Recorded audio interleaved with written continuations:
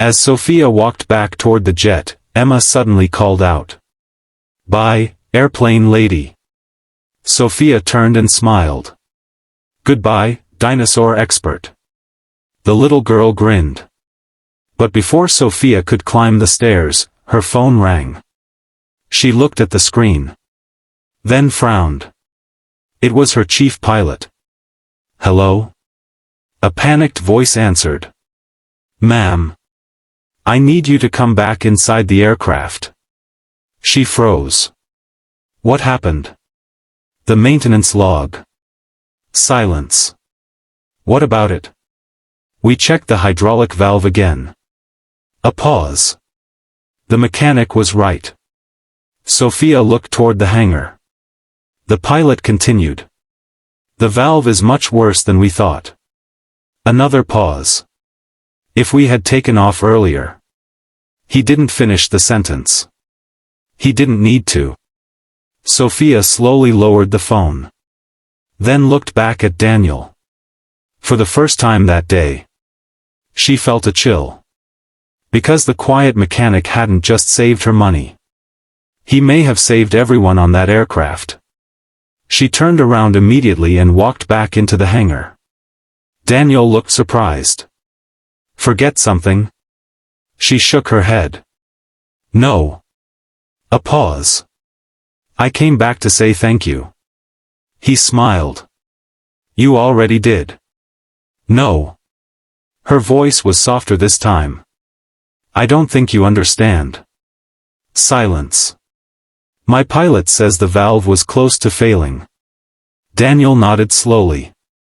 I suspected it might be. And you still stayed calm when I argued with you. He shrugged. I've learned not to take things personally. She stared at him. Because somehow. That answer made him even more impressive. Finally, she asked. Why do you do this? What? This job. A pause. You could work for an airline. You could make much more money. Daniel smiled. I like it here. Why? He looked around the little hangar. Then at the picture of Emma on his desk. Then back at Sophia. Because every evening at 5 o'clock. A pause. My daughter runs through that door. Silence. And I don't miss it. Sophia looked at him for a long moment. Because nobody had ever answered a career question like that. Most people talked about money. Success. Ambition. This man talked about his daughter. Then the office door burst open. Dad. Right on schedule. Emma ran inside and hugged him. Then she noticed Sophia. Oh. Airplane lady is still here. Sophia laughed. I am. Emma looked confused. Did the plane break again? No. Then why are you back? Sophia smiled. I forgot to say thank you. Emma nodded seriously. My dad gets that a lot. Daniel blinked. I do? Yep. She began counting on her fingers. The bicycle lady. The pizza man. The old man with the truck. The dog owner. Daniel laughed. Apparently. His daughter had been keeping records. Sophia smiled. Sounds like you're pretty important. Daniel shook his head. No. Just lucky enough to help sometimes. Emma looked at Sophia.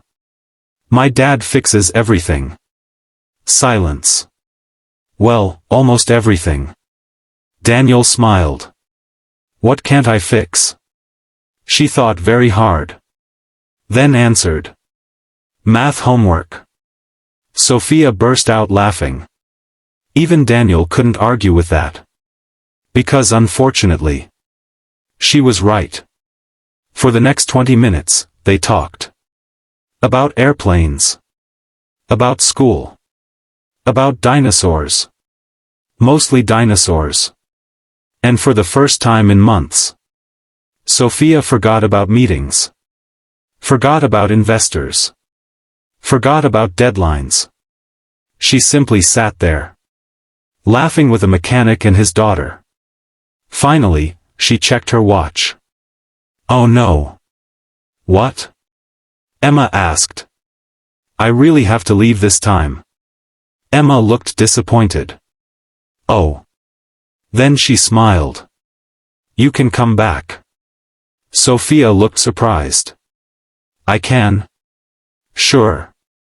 She pointed at Daniel. He's nice. Then she pointed at herself. And I'm funny. Daniel covered his face. Sophia laughed so hard she nearly spilled her coffee. I'll remember that. As she reached the door, she looked back one last time. At the small office. The single dad. The little girl. And the drawing of a purple dinosaur on the wall. Then she smiled. Because she had arrived angry about $700. And she was leaving with something much more valuable. A reminder. That sometimes the richest people are the ones whose greatest treasure is simply having someone waiting for them at the end of the day. Victor closed the binder with trembling hands and looked at Daniel as though he were seeing him for the first time. The man standing before him was not a desperate contractor demanding payment. He was an expert who had quietly carried the weight of a terrible discovery and still chosen integrity over resentment. Why didn't you call the authorities? Victor asked. Daniel picked up the pink backpack and brushed an imaginary speck of dust from it. Because I believed someone in your company would listen if I kept trying, he answered. And because I know what it's like to lose someone. The sentence hung in the air. Victor noticed the backpack again and understood there was a story behind it. For the first time in years, he ignored his phone, his assistants, and the impatient investors waiting overseas. Tell me about your daughter, he said softly. Daniel sat down again, and after a long silence he spoke. Emma had been 8 years old when leukemia took her life. During her treatments she became fascinated with airplanes and would spend hours drawing clouds and tiny wings on every notebook she owned. One evening she asked her father why people trusted pilots and engineers with their lives. Daniel had replied that every machine in the sky depended on ordinary people doing their jobs honestly, even when no one was watching. After she passed away, he left his position at a major engineering firm because the memories became unbearable. He chose freelance consulting so he could spend more time with his son, Noah. I keep her backpack because it reminds me of the promise I made to her, he said. Never ignore a problem that could hurt someone. No one in the terminal moved as Daniel spoke. Several employees lowered their eyes, and even the security guard seemed affected by the quiet grief in his voice. Victor felt an uncalm